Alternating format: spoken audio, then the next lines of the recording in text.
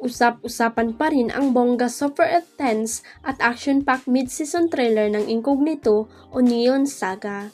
Pinusuan nga ng mga netizen ang mga world-class scenes nito na kinuhanan sa gitna ng winter season sa Japan. Sa dulo ng trailer ay may scene na tinamaan ng sword ang karakter na Anthony Jennings na si Tomas. Marami ang nabitin sa nasabing trailer dahil hindi ipinakita kung makakaligtas ba si Tomas at kung maililigtas pa siya ni JB na karakter naman nagbida ng serye na si Richard Gutierrez. Sa naganap na mid-season Mediacon ay tinanong si Anthony tungkol sa pagganap niya bilang Tomas sa Incognito. Sobrang grateful ako sa lahat, syempre nadaanan namin yung hirap at ginawa sa set kung paano namin ginagawa dati. Yung mga times nabasa na yung mga paa namin pero tuloy-tuloy pa rin kami, sabi ni Anthony. Wish nga raw niya na sana hindi pa mamatay ang kanyang karakter. Pero yung hirap at ginawa sobrang sulit niya, okay siya.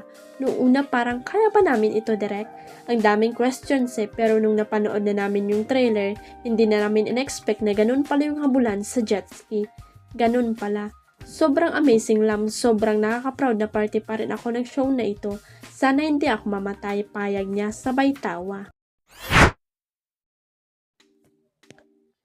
Pinasinungalingan ni Marjorie Barreto ang mga naging hanash ng kanyang ex-husband na si Denise Padilla sa kasal ng kanilang anak na si Claudia Barreto.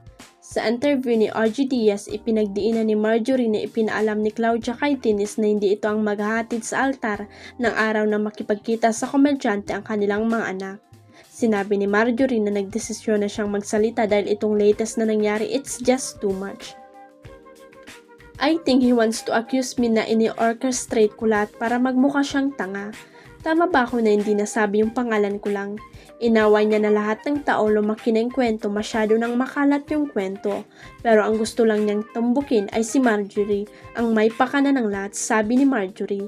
Taliwas sa pinalalabas ni Dennis, sinabi ni Marjorie na siya pa ang nagpayo kay Claudia na imbitahan si Dennis sa kasal bilang ama at dahil ito ang tamang gawin ni Claudia bago ito magsimula sa buhay may asawa.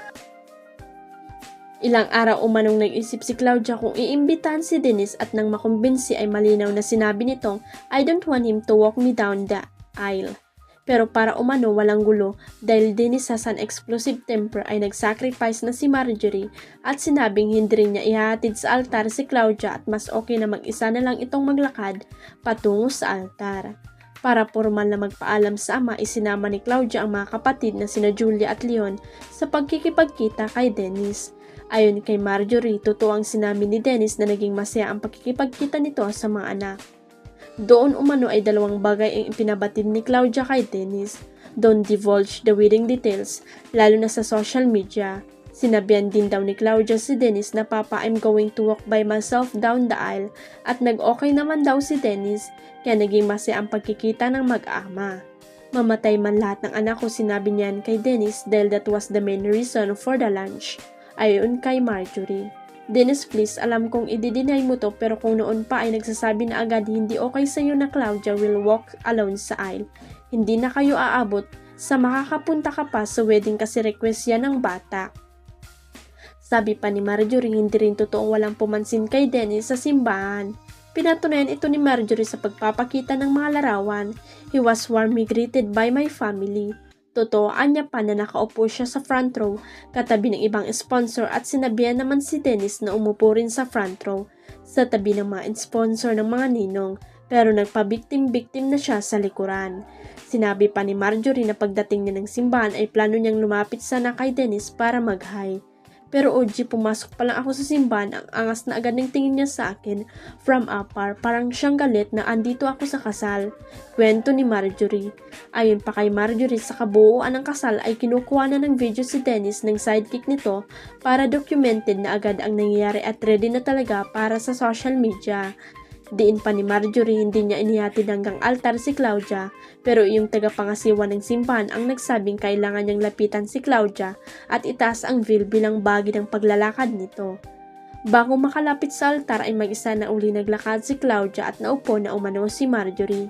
Ayon pa kay Marjorie, hindi niya tinatago na sa front row ng simbahan siya nakaupo dahil na-earn niya ang kanyang posisyon bilang ina na sulong